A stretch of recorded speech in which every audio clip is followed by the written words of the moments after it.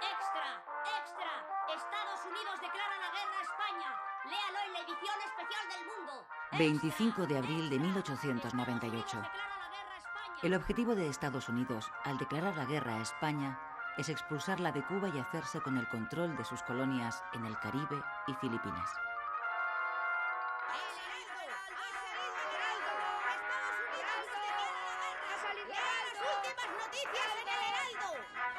La noticia no sorprende demasiado en España, porque en cierta medida era esperada.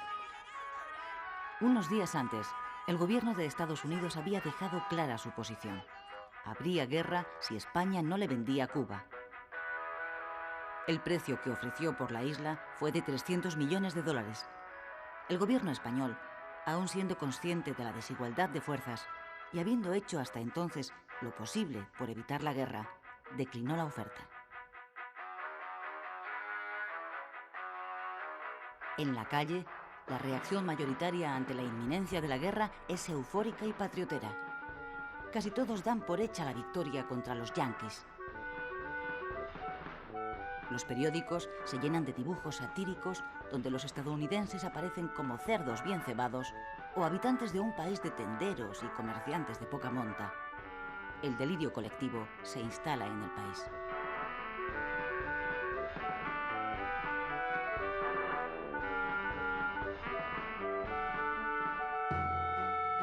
La realidad es muy diferente. Estados Unidos, como potencia emergente que es, lleva varios años renovando su flota y construyendo acorazados como este, el Olympia, que todavía hoy se conserva atracado en Filadelfia. El gobierno se dispone a llevar a la práctica la doctrina que el presidente Monroe puso en marcha a comienzos de siglo: América para los americanos.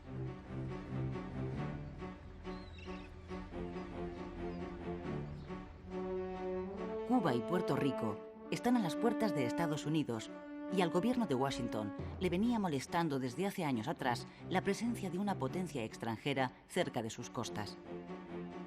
Sus intereses se vieron favorecidos a partir de 1895 con el estallido de una nueva sublevación nacionalista en Cuba.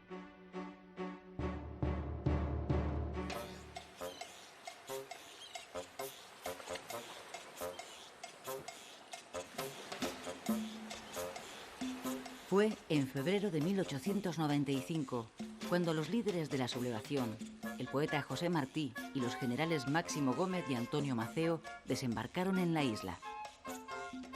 Los tres habían vivido exiliados en Estados Unidos, donde habían conseguido apoyo político y financiero.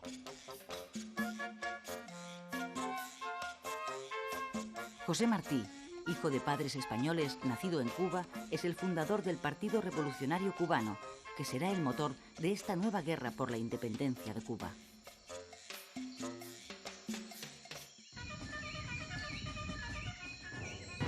Un mes después de su desembarco, Martí moría en una de las primeras escaramuzas de su ejército contra las tropas españolas.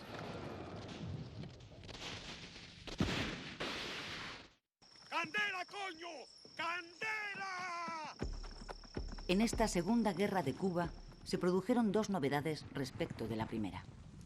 Una, que los sublevados llevaron el conflicto a la zona occidental de la isla, la más rica, y arrasaron todo lo que encontraron a su paso. Se trataba de aplicar la táctica de tierra quemada. Uno de sus generales, Antonio Maceo, lo expresaba así: aniquilar Cuba es vencer al enemigo. La segunda novedad fue que Estados Unidos, que ya había penetrado económicamente en la isla, abandonó su posición de neutralidad y apoyó abiertamente a los independentistas.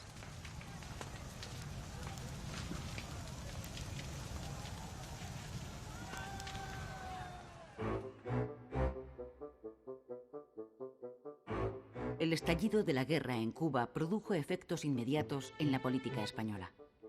El primer ministro, el liberal Sagasta, presentó su dimisión. Le sustituyó una vez más Cánovas, líder del Partido Conservador.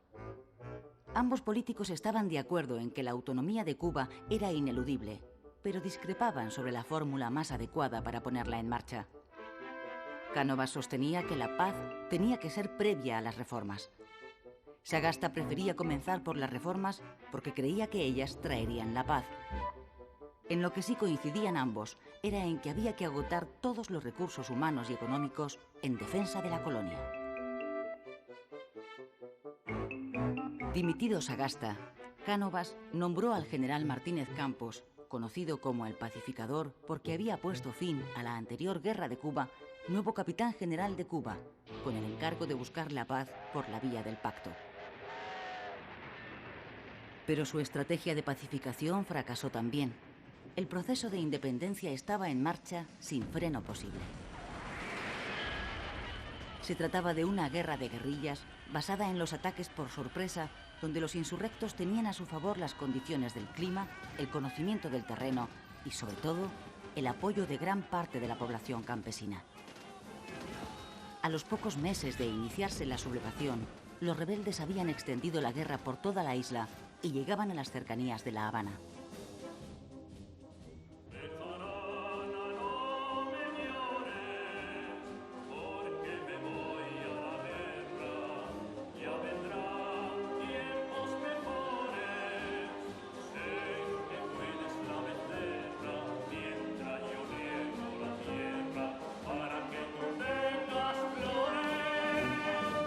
Miles de soldados españoles fueron enviados a Cuba.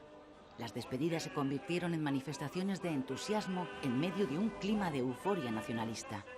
Hasta 200.000 reclutas llegarían a salir de los puertos españoles con destino a la isla. Todos ellos tenían en común su origen humilde. A la guerra solo iban los pobres, los que no podían pagar los 9 euros, 1.500 pesetas de entonces, que costaba librarse del servicio militar. 50.000 de ellos morirían en Cuba.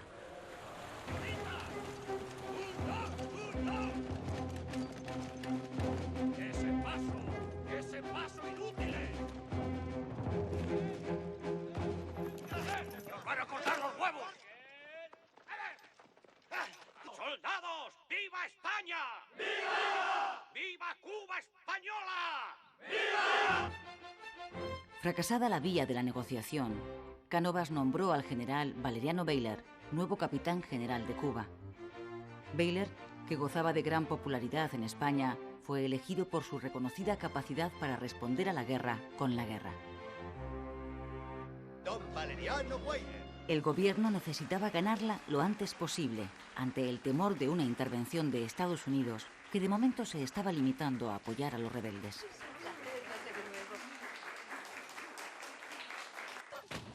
El general Bayler dio un giro radical a la estrategia mantenida hasta entonces. Con el propósito de aislar a los independentistas de su soporte social, los campesinos que les facilitan información, alimentos y apoyos, ordenó a la población rural que se concentrara en poblados controlados por las fuerzas españolas. Además, reforzó las trochas ya utilizadas en la Primera Guerra de Cuba, aunque con poco éxito. Estas son las truchas, o sea, caminos desbrozados y bordeados de fortines. El planteamiento estratégico es sencillo. Si se corta la isla por estas trochas, se divide en compartimentos estancos. Se aíslan las rebeliones parciales y, con una fuerza reducida, se puede proceder a la limpieza de cada sector, impidiendo que entre ellos se comunique. La nueva estrategia de Bayler cambió el signo de la guerra. Después de haber ocupado prácticamente toda la isla, los insurrectos fueron reducidos de nuevo a la parte oriental. Varios de sus líderes murieron o fueron detenidos. Sin embargo, su política de concentración de la población rural, cerca de 400.000 personas, le pasó una enorme factura. La falta de alimentos y la proliferación de enfermedades causaron entre los campesinos una elevadísima mortandad. Los periódicos norteamericanos, especialmente los sensacionalistas, que ya estaban embarcados en una campaña de propaganda contra España, encontraron sus mejores argumentos en las medidas de Bayler, al que describieron como un militar sanguinario responsable de todas esas muertes y de atroces campos de concentración.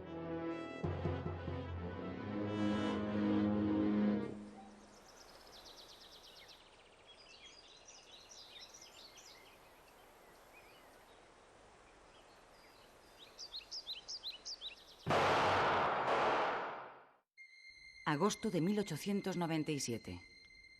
El presidente de gobierno, Cánovas, es asesinado en el balneario de Mondragón, donde veranea. El autor es un anarquista italiano que actuó solo. Todavía hoy continúa siendo un enigma quién estuvo detrás del magnicidio. Algunas fuentes dicen que fue una venganza por la ejecución, poco tiempo antes en Montjuïc, de 5 anarquistas condenados por el atentado de la procesión del Corpus en Barcelona. También se ha especulado con la posibilidad de que interviniera alguna trama con intereses en la crisis de Cuba. El asesinato de Cánovas produjo un vuelco en la situación política española. En un intento de apaciguar a los Estados Unidos, Sagasta, el nuevo presidente, destituyó a Baylor. Además, concedió a la isla una amplia autonomía. Sin embargo, tanto la guerra como la presión de Washington continuaron.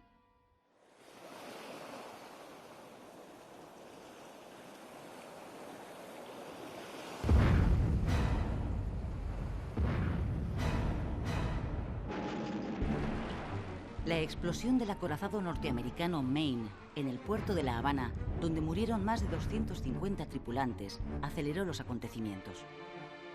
El buque había llegado unos días antes para proteger los intereses de Estados Unidos en la isla.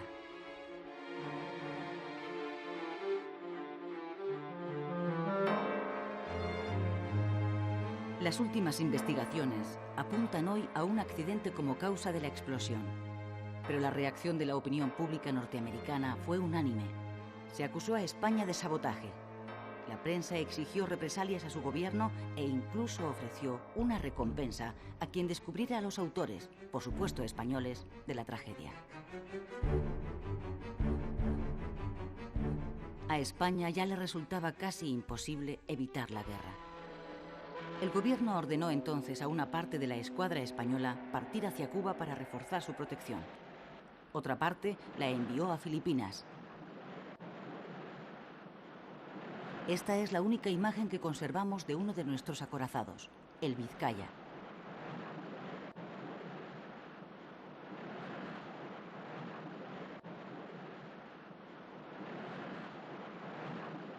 ¡Extra! ¡Extra! ¡Estados Unidos declara la guerra a España! ¡Extra! ¡Extra! Con la declaración oficial de guerra a España, en abril de 1898, Estados Unidos se dispone a poner en marcha su proyecto imperialista. Al gobierno español, consciente de la desigualdad de fuerzas, no le queda otra solución que aceptar el duelo, presionado también por el clima ultranacionalista que domina al país. El 1 de mayo de 1898, España sufre la primera derrota. En Cavite, Filipinas, la flota española es literalmente barrida por la norteamericana. Esta es la bocana de la bahía de Santiago de Cuba, donde tiene lugar, el 3 de julio, la batalla decisiva de la guerra. Dentro está la flota española mandada por el almirante Cervera. En contra de su opinión, Cervera da la orden de salir. Obedece órdenes del gobierno. Fuera de la bahía, la flota norteamericana espera.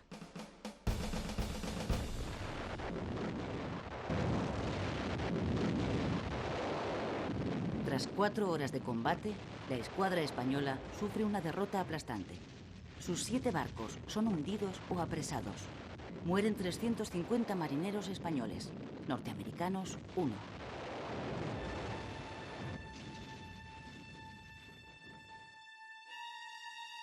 Así quedó el Vizcaya, uno de los 4 cruceros acorazados de la flota de Cervera después de la batalla.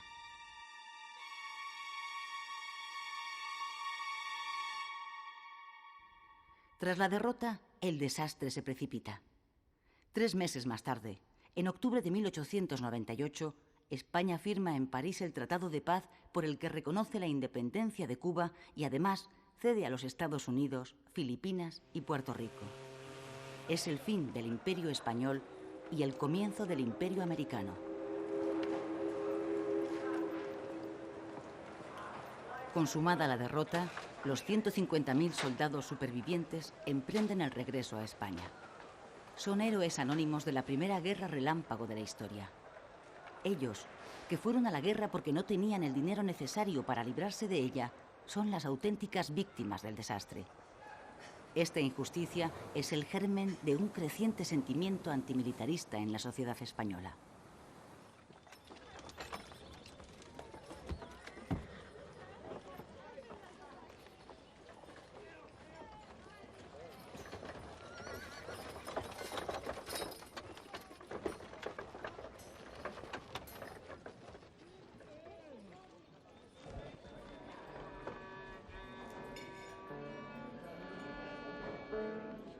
Después del desastre, como pasó a llamarse la fulminante derrota, el ánimo de los españoles cae abruptamente desde el entusiasmo al pesimismo y la frustración.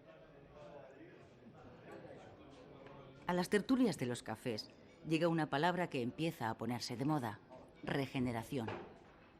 Los regeneracionistas, intelectuales encabezados por Joaquín Costa, aspiran a resolver los males de la patria aplicando una política quirúrgica que acabe de una vez con la oligarquía y el caciquismo.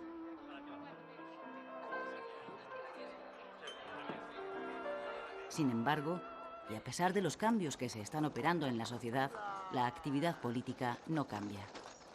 Aparentemente, el desastre no pasa factura. La alternancia en el poder continúa. Los liberales dejan paso a los conservadores.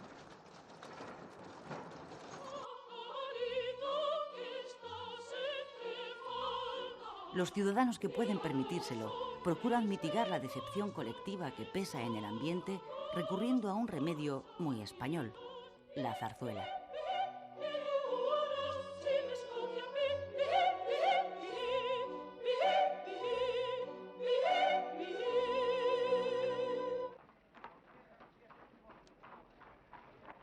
En ese tiempo aparece en la escena pública nacional un puñado de intelectuales que más adelante serán conocidos como la generación del 98, que comparten un sentimiento: el dolor de España. Sus obras tienen un punto en común: la búsqueda incesante del ser de aquella España moribunda y de las raíces de su decadencia.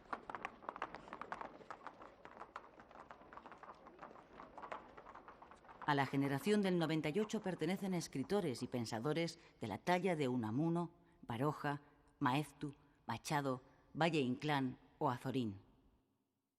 Con esta generación comienza en la cultura española una nueva etapa de esplendor llamada la Edad de Plata, en la que conviven 3 generaciones y que se prolongará hasta la Guerra Civil.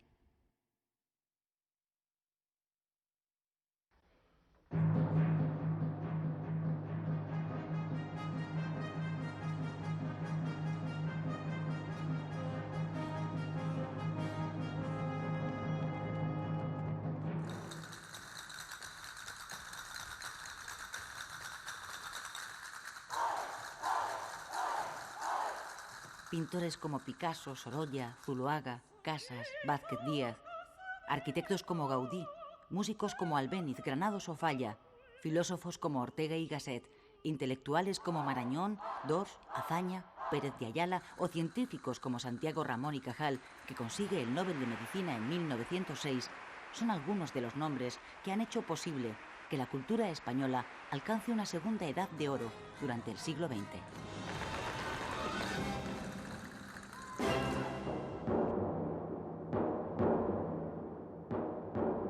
La crisis del 98 acelera el proceso de transformación de algunos regionalismos en nacionalismos. El regionalismo catalán había comenzado a desarrollarse a lo largo del último tercio del siglo XIX. Movimientos culturales como la Reinaixença potenciaron el conocimiento y el desarrollo de la lengua y la historia de Cataluña y reivindicaron la existencia de una identidad catalana propia. Con el tiempo, estos movimientos culturales fueron adquiriendo mayor peso político hasta convertirse en plataformas de afirmación regional que reivindicaban instituciones políticas y administrativas propias. Aquí, en este salón del Ayuntamiento de Manresa, los dirigentes de la Unió Catalanista habían aprobado en 1892 las bases para la elaboración de una constitución regional catalana que reclamaba amplias cotas de autonomía para Cataluña. Ahora, tras el desastre, este proceso se acelera. Los catalanistas aspiran a potenciar su propia identidad nacional y a distanciarse de España, a la que consideran una nación envejecida, cuando no muerta, incapaz de modernizarse para incorporarse a las corrientes europeas. Así surge la Lliga Regionalista de Cataluña, un partido catalanista de centro-derecha que dominará la política catalana durante las 2 primeras décadas del siglo XX. Prat de la Riba y Francesc Cambó son sus líderes más destacados.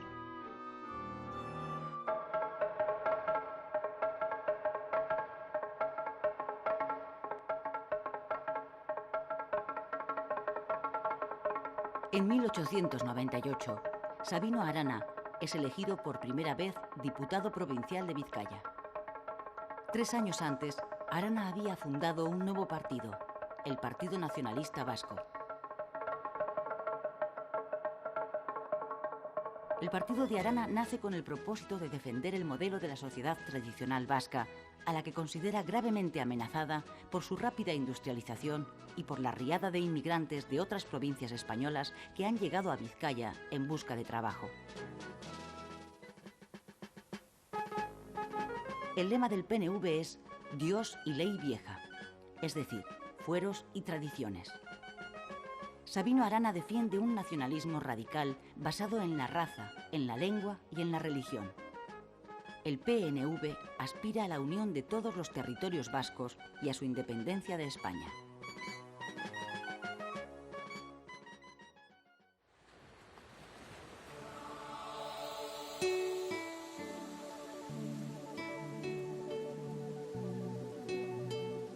En Galicia, el regionalismo nace de la pluma de los intelectuales que, como Rosalía de Castro, rescatan el uso literario de su lengua.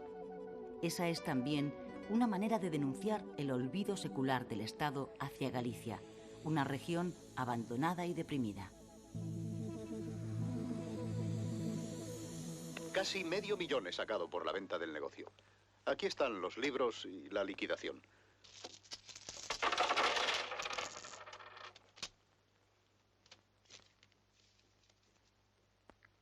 ¿Qué clase de mierda es esta? Dólares. Yo quiero pesetas. Han ganado la guerra. Los dólares van hacia arriba. La peseta, caput. La pérdida de las colonias obliga a muchos españoles a liquidar sus negocios allí. Esa llegada de capital, sumada al dinero que traen los indianos que regresan a España, provoca a finales de siglo una gran euforia económica en el país. Los bancos, Hispanoamericano, Banesto y Vizcaya, son de esta época. El dinero repatriado proporciona al desarrollo industrial y financiero en España un fuerte impulso que se mantendrá con el nuevo siglo. Hemos importado la primera máquina para soplar botellas que se ha instalado en toda España. Americana. Patente Owens. Eléctrica.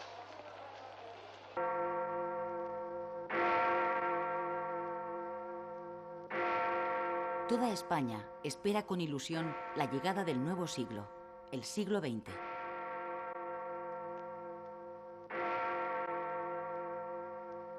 ¡Feliz siglo XX! ¡Feliz siglo XX!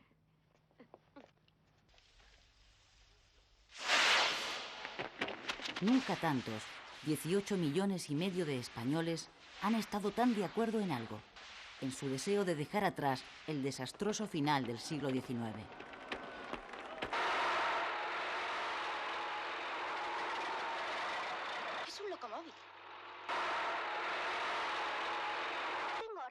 Modernización es la palabra más oída a comienzos de siglo.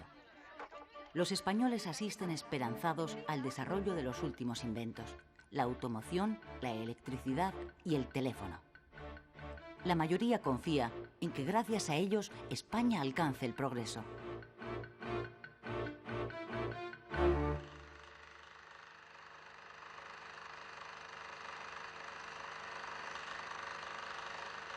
Compitiendo con los espectáculos tradicionales de las ferias, el cinematógrafo, que cumple 5 años con la entrada del siglo XX, se convierte en el espectáculo favorito de gentes de toda clase y condición. Con el cine nace la cultura de masas, y también con el fútbol, un deporte que se pone de moda con el nuevo siglo y que tiene muy buena acogida entre los españoles. Las clases más acomodadas ponen de moda el veraneo. Los ricos abandonan las ciudades cuando llegan los calores del verano en busca del frescor de la costa.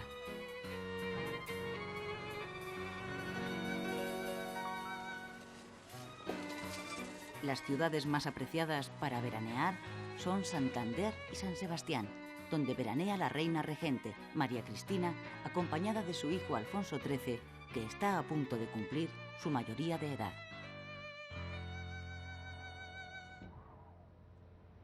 Enero de 1902.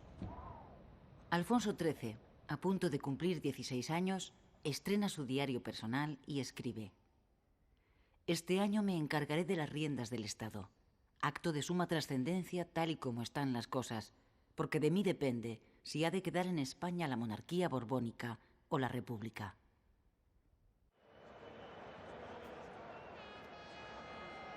Este es el aspecto de las calles de Madrid el 17 de mayo de 1902. Los madrileños esperan para ver pasar la comitiva real.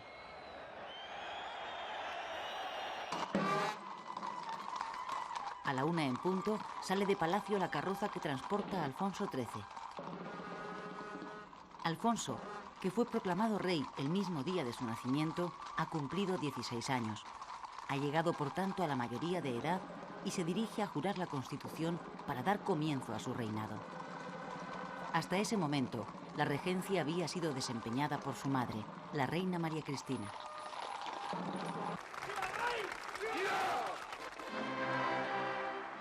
Cuando jura la Constitución de 1876 en el Congreso, el rey tiene muy presente una idea que también ha escrito en su diario. Yo puedo ser un rey que se llene de gloria regenerando la patria, pero también puedo ser un rey que no gobierne, que sea gobernado por sus ministros y por fin puesto en la frontera.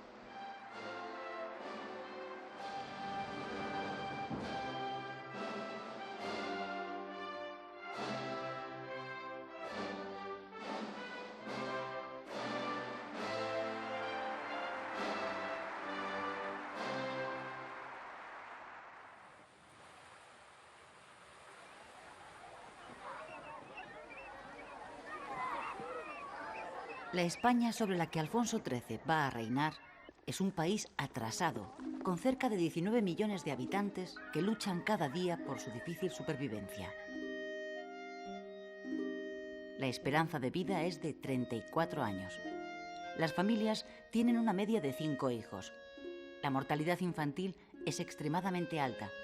Casi la mitad de los niños que nacen no llegan a los 5 años. Los que sobreviven están condenados, en su inmensa mayoría, a ser analfabetos. De hecho, el 64% de los españoles no sabe leer ni escribir. España es un país sin apenas industria. La poca que hay está localizada en el País Vasco y Cataluña. El trabajo en las fábricas es el más solicitado porque es el mejor pagado. El sueldo diario oscila entre las 3 y las 4 pesetas, 2 céntimos de euro. Las mujeres cobran la mitad.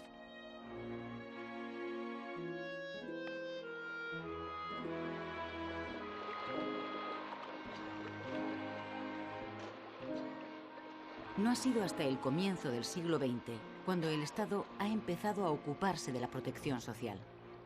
El Gobierno acaba de aprobar la Ley de Protección a Mujeres y Niños que, entre otras cosas, prohíbe que trabajen los menores de 10 años, pero los que sepan leer y escribir pueden trabajar desde los 9 años.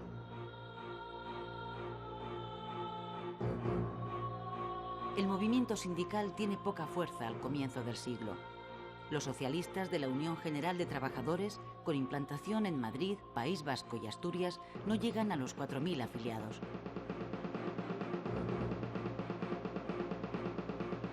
Los socialistas libertarios, los anarquistas, tienen un gran arraigo entre el proletariado catalán y el campesinado andaluz, pero carecen de una organización estable.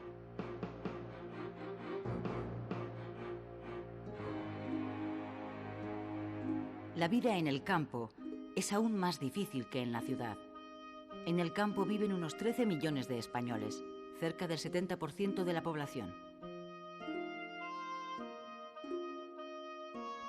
La mala distribución de la propiedad de la tierra o fincas inmensas o terrenos mínimos, la pobreza del suelo, la escasez de agua y el deficiente desarrollo de los regadíos sitúan las condiciones de vida en el campo por debajo del nivel de subsistencia.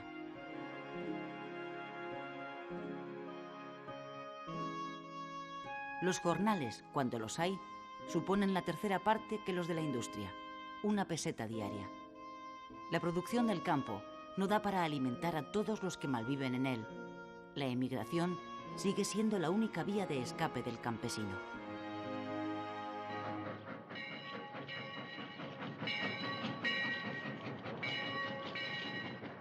El cambio social más importante que tiene lugar en el siglo XX en España empieza a producirse desde los primeros años y se mantendrá hasta la década de los 70. El desplazamiento de la población desde el campo a las ciudades, huyendo de la miseria. El mundo rural permanece estático, atrapado en el pasado, pero las ciudades crecen y se transforman.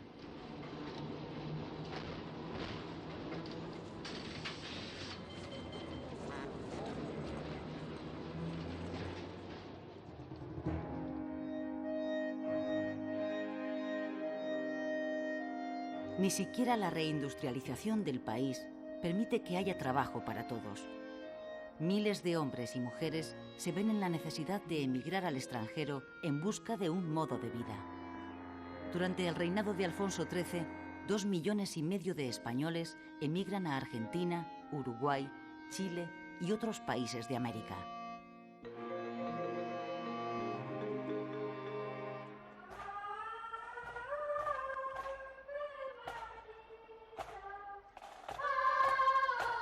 La Iglesia Católica, que continúa teniendo un estatus legal privilegiado con el Estado, llega al siglo XX habiendo recuperado de manera espectacular su presencia pública y su influencia en la sociedad española.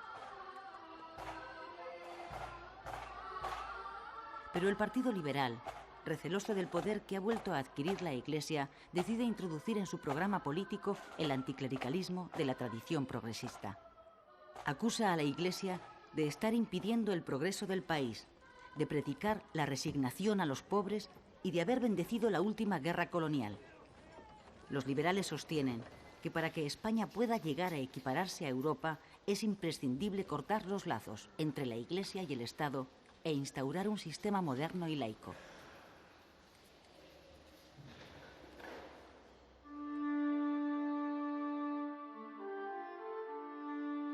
Bajo el reinado de Alfonso XIII, los dos grandes partidos dinásticos, el liberal y el conservador, continúan turnándose en el gobierno. Solo sus líderes han cambiado. El Partido Conservador está ahora dirigido por un liberal que se había refugiado en las filas conservadoras, Antonio Maura. Maura lleva a cabo una política regeneracionista. Quiere acabar con el caciquismo, democratizar el sistema y atraer hacia la política a las desmovilizadas clases medias.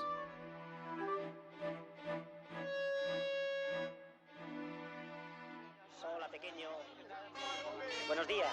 Hola. ¿Ves? Ya hemos llegado, pequeño. Hala. ¡Qué angelito! Qué angelito ni qué cuerno. Es un demonio. Es que no veis que es la República. ¡Qué niña tan bonita! Con la llegada del nuevo siglo, los partidos republicanos que se habían quedado fuera del Parlamento recuperan su presencia pública en las zonas urbanas del país.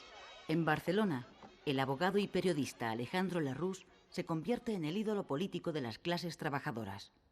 Jóvenes bárbaros de hoy, rebelaos contra todo. No hay nada o casi nada bueno. Rebelaos contra todos. No hay nadie o casi nadie justo. Entrad a saco en los conventos. Levantad el velo a las novicias y elevadlas a la categoría de madres. Otro periodista, Vicente Blasco Ibáñez, desde el periódico El Pueblo, convierte a Valencia en la capital republicana de España. Tenemos que unirnos hacia el futuro, hacia la modernidad y el progreso. Tenemos que ampliar nuestros horizontes y mirar al cielo. Y volar, queridos ciudadanos, volar. Esto es seguro, ¿verdad? Hombre, más seguro que una entrada en barrera. ¡A volar! ¡A volar!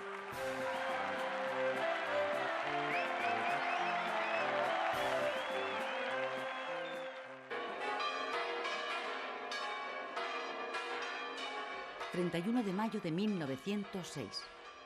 En la iglesia de los Jerónimos acaban de casarse Alfonso XIII y la princesa inglesa Victoria Eugenia de Battenberg.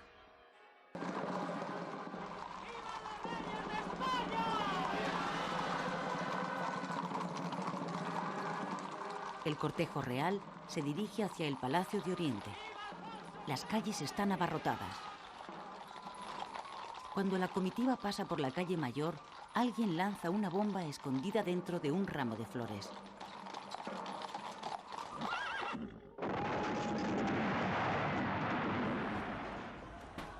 Los reyes salen milagrosamente ilesos del atentado que causa 30 muertos y decenas de heridos.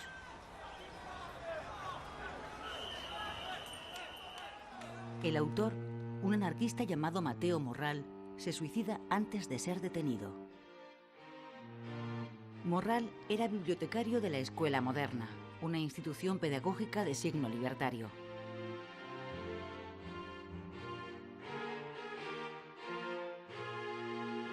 Francisco Ferrer y Guardia, su fundador, es procesado por el atentado. Uno de sus abogados es Lerroux. Tras un año de prisión, Ferrer sale en libertad por falta de pruebas.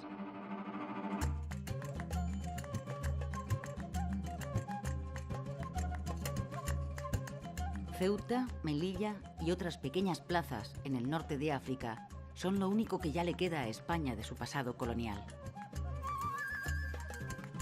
El desastre del 98 había dejado un ambiente popular de rechazo a las aventuras coloniales.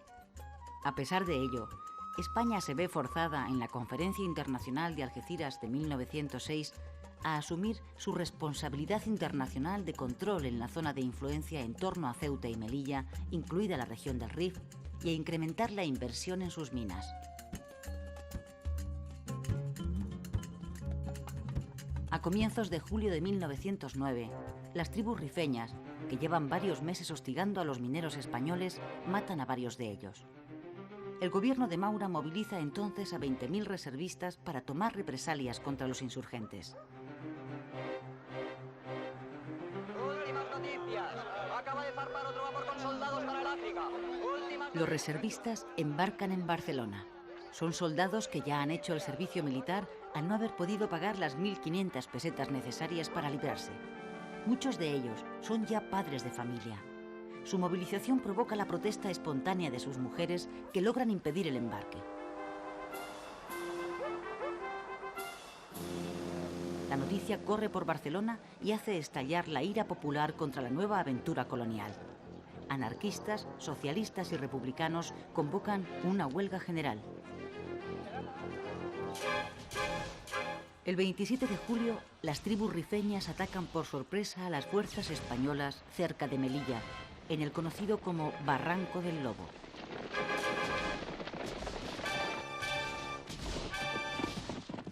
En la emboscada mueren 1000 soldados y varios oficiales.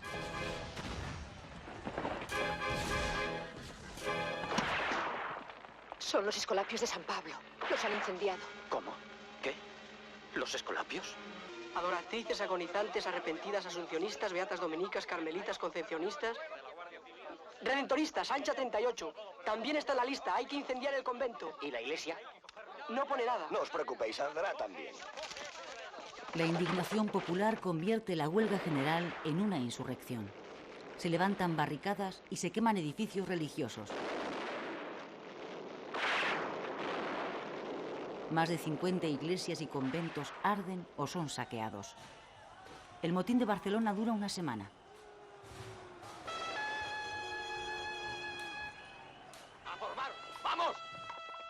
El gobierno de Maura declara el estado de guerra en la ciudad y ordena al ejército sofocar la revuelta.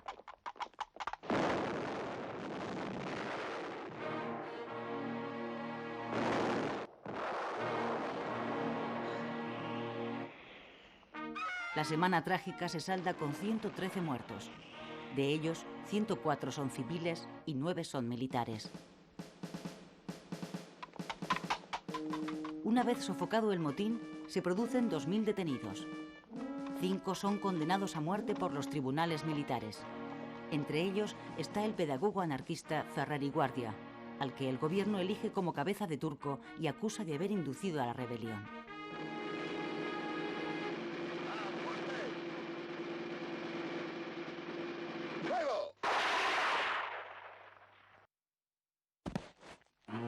Tras el fusilamiento de Ferrer, la izquierda europea y americana, que le considera un mártir del pensamiento libre, organiza una intensa campaña de protesta internacional contra el gobierno español.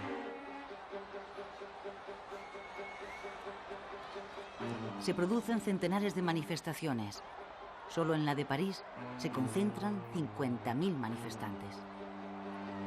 En España, los liberales, que hasta ese momento habían apoyado al gobierno, deciden sumarse al frente antimaurista ya existente, formado por republicanos, socialistas y anarquistas, y organizan manifestaciones por todo el país pidiendo la dimisión de Maura. El rey cede ante la presión, le retira su confianza y llama a los liberales para formar nuevo gobierno.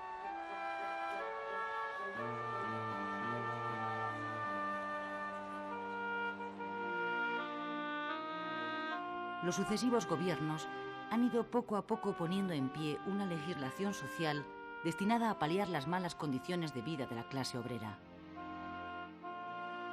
En 1908 se ha regulado el derecho a la huelga y se ha creado el Instituto Nacional de Previsión, origen de lo que serán las pensiones. Sin embargo, ni las empresas ni sus patronos cumplen esas leyes. Las condiciones de trabajo siguen siendo extremadamente duras y el nivel de vida de la clase obrera es crítico. Los conflictos y las huelgas son cada vez más frecuentes. La política es una trampa burguesa. Nuestra única arma es el trabajo, nuestro trabajo, que el capitalismo necesita para sobrevivir. Usemos el arma de que disponemos, compañeros. En 1910, los anarcosindicalistas fundan en Barcelona la Confederación Nacional del Trabajo, la CNT. Se trata de un sindicalismo apolítico que a través de la acción directa y de la huelga general revolucionaria aspira a sustituir el régimen burgués por el ideal anarquista, el comunismo libertario. Lo que no funciona es el sistema burgués capitalista. Votar es colaborar con el sistema que nos explota. Absteniéndonos, los partidos del gobierno que mangonean el cotarro volverán a ganar y siempre seguiremos igual. En las elecciones de 1910, el Partido Socialista, que se presenta en coalición con los republicanos, consigue por primera vez un escaño en el Congreso de los Diputados. Pablo Iglesias, fundador del PSOE, es el primer representante obrero que se sienta en las Cortes.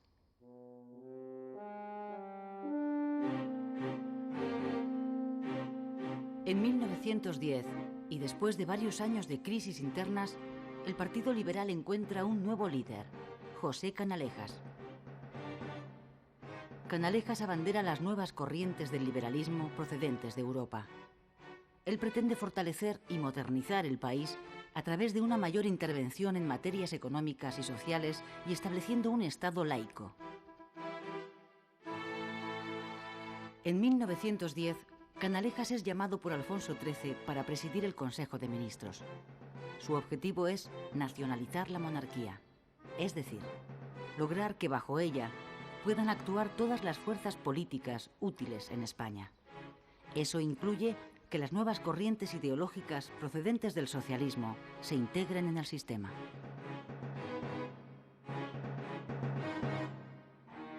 Canalejas continúa la política regeneracionista de Maura.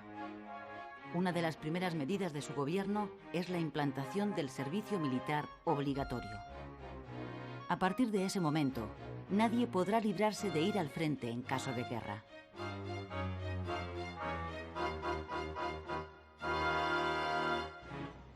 Otra de sus reformas es la abolición de los consumos, unos impuestos indirectos muy impopulares que gravaban sobre todo los artículos de primera necesidad.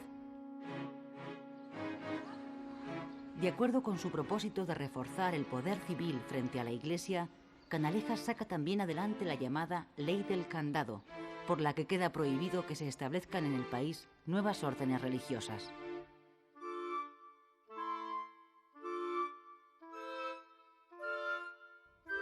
Por último, Canalejas prosigue la descentralización de la administración estatal y aprueba la Ley de Mancomunidades. Esa ley recoge la aspiración de la Lliga Regionalista de asociar las 4 provincias catalanas en una mancomunidad que gestione las obras públicas, la beneficencia y la cultura de toda Cataluña.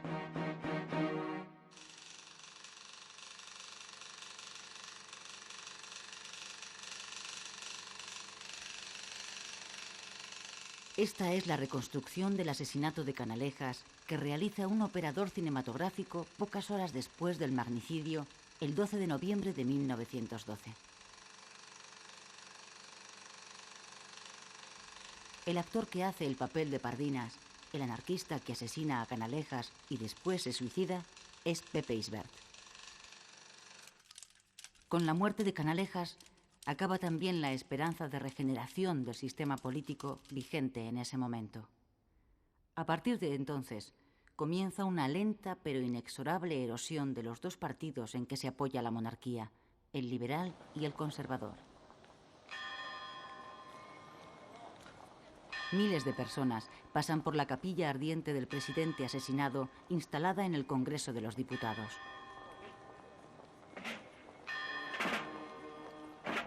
Alfonso XIII preside el entierro, al que acude una gran multitud.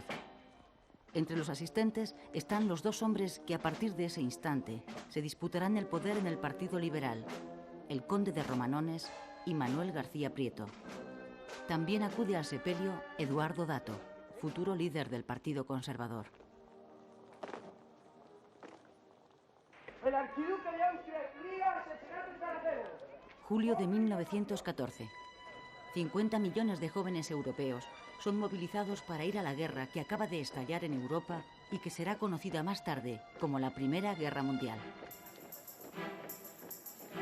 En España es Eduardo Dato quien preside en esos momentos el gobierno. Dato decreta inmediatamente la neutralidad y la no intervención de nuestro país. La medida, que es bien acogida, no evita que los españoles se dividan. Las izquierdas se declaran aliadófilas porque consideran que Francia representa la libertad y los derechos del hombre. Las derechas se muestran germanófilas porque ven en el Segundo Reich la encarnación política del orden. ¡Abajo los aliados! ¡Venga! Alemania ganará, no se da cuenta, dense por vencidos. Han inventado la aspirina. Me pongo a temblar, estamos perdidos. Haya paz, caballeros, haya paz.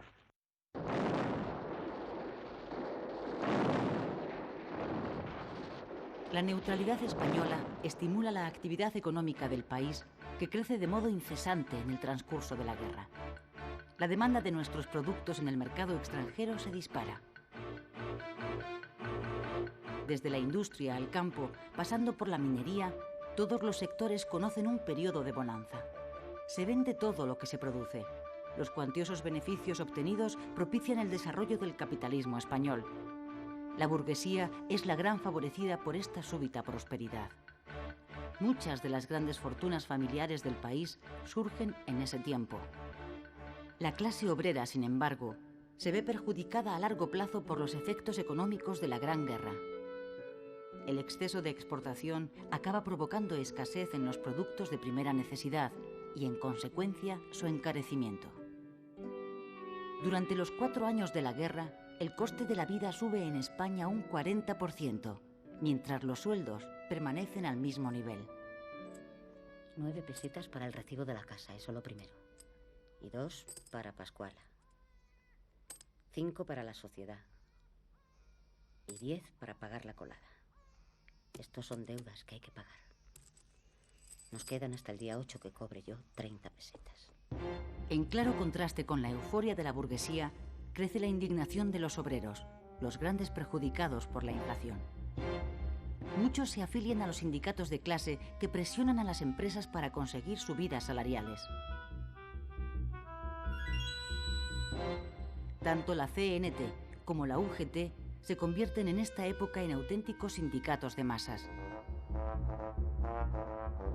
Los trabajadores no organizados, como los funcionarios o los campesinos, ven cada vez más amenazado su ya ínfimo nivel de subsistencia.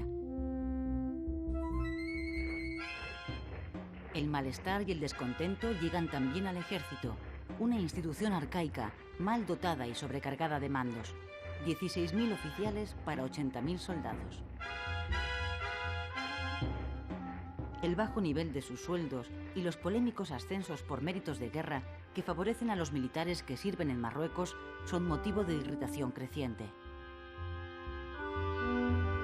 A comienzos de 1917 surgen primero en Cataluña y después en toda España las juntas de defensa, una especie de sindicato militar con un discurso regeneracionista que aspira a poner remedio a los problemas del ejército. Las preside el coronel Márquez. A pesar de que las juntas no están permitidas por las ordenanzas militares, el poder civil se ve obligado a legalizarlas.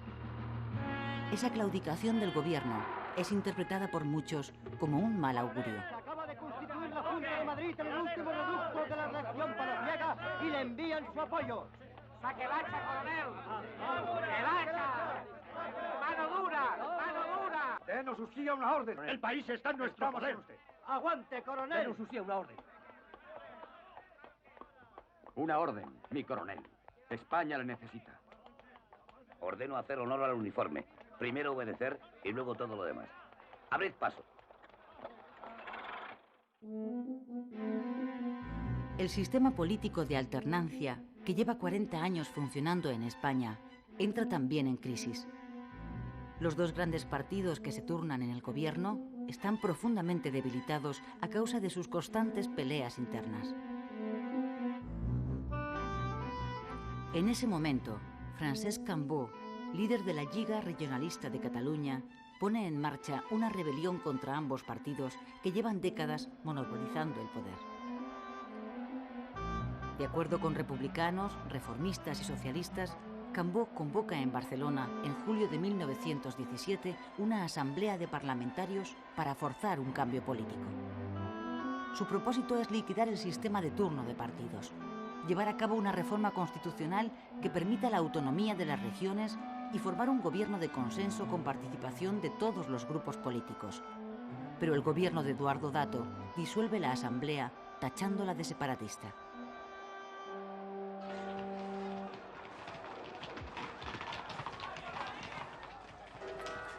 Agosto de 1917. Comienza la huelga general revolucionaria convocada por UGT. Aunque los motivos aducidos son económicos, es decir, la indignación obrera por la subida del coste de la vida, su objetivo declarado es político: derribar la monarquía, formar un gobierno provisional y convocar unas cortes constituyentes.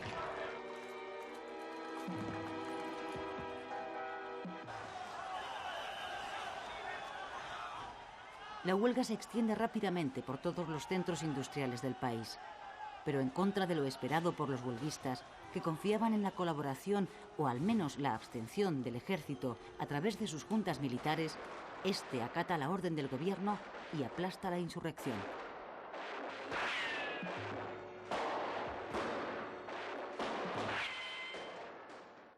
El fin de la huelga se salda con 80 muertos, 150 heridos y 2.000 detenidos, incluidos todos los miembros del comité de huelga. 3 meses después, en la cárcel, a los detenidos les llega la noticia del triunfo de la revolución bolchevique en Rusia.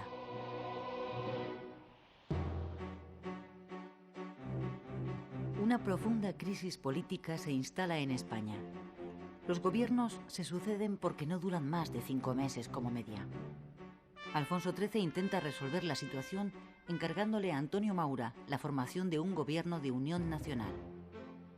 En este cuadro, que recoge el momento histórico, se ve a Maura presentando ante el Senado a su gobierno.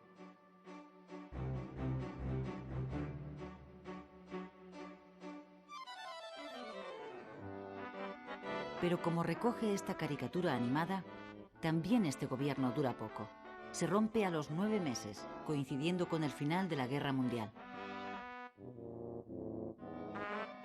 Después, continúa la sucesión de gobiernos débiles, breves y sin apoyos. El sistema político de la monarquía se está hundiendo.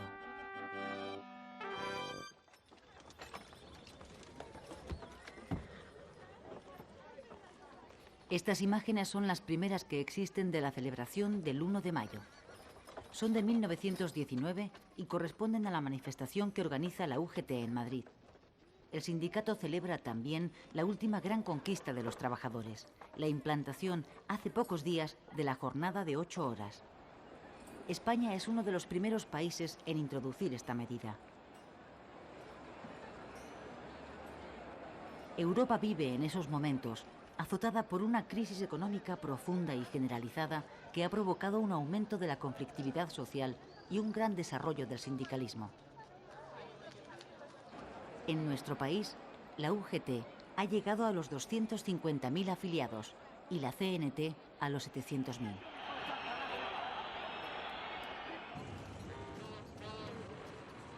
Antes de acabar la década, en 1919, comienza en Barcelona, promovida por la CNT, la que va a ser la huelga más emblemática de esta época, la de la empresa eléctrica La Canadiense.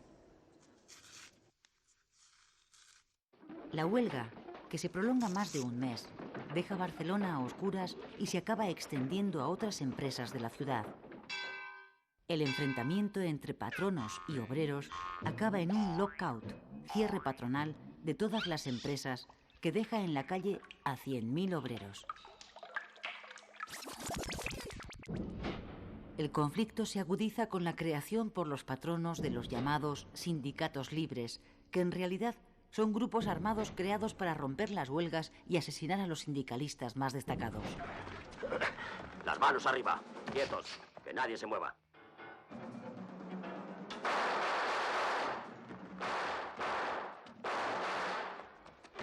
Los anarquistas, para defenderse, crean a su vez sus propias bandas de pistoleros. Comienza así una espiral de sangre, el pistolerismo, en la que el terrorismo sustituye a la lucha sindical.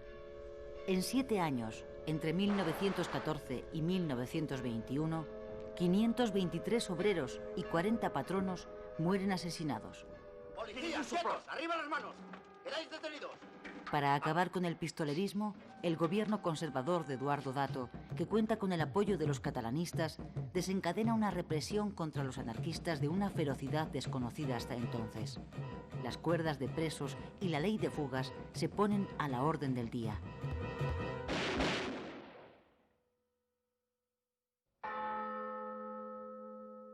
Marzo de 1921.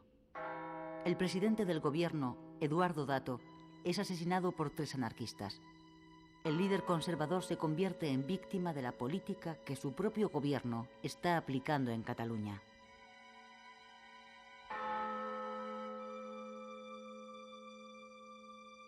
El rey preside por segunda vez en su reinado el entierro de un presidente asesinado.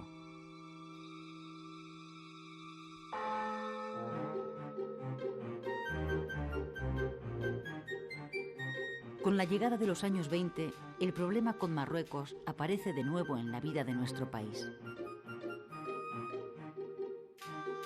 El ejército español destacado allí está mandado por el general Silvestre y cuenta con 80.000 hombres. Las operaciones militares que se realizan pretenden hacer efectivo el dominio español sobre el protectorado del norte de Marruecos. En el Rif, la zona oriental del protectorado, las tropas españolas han de enfrentarse a las tribus bereberes mandadas por Abdelkrim. El 16 de julio de 1921, los rifeños atacan masivamente y cercan a los soldados españoles destacados en Anual. 5 días después, el general Silvestre ordena la retirada hacia Melilla, pero la retirada acaba convirtiéndose en una desbandada.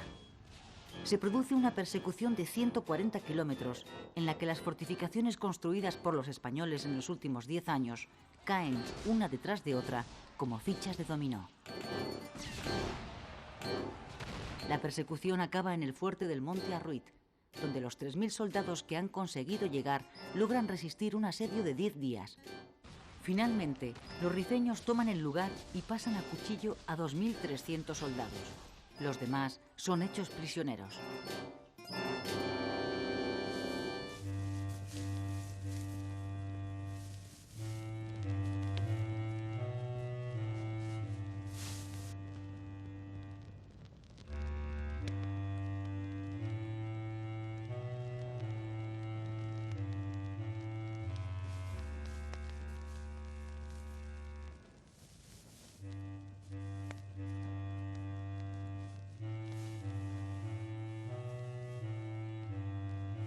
El llamado desastre dianual se salda para España con 12.000 muertos y más de 1.000 prisioneros.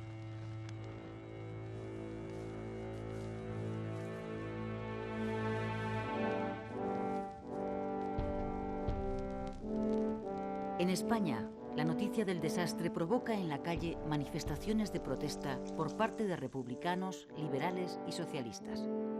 Los diputados de estos partidos exigen en el Parlamento el abandono de Marruecos. Además de al ejército, hacen al rey responsable del desastre. El ejército vuelve a estar en el punto de mira de la sociedad española.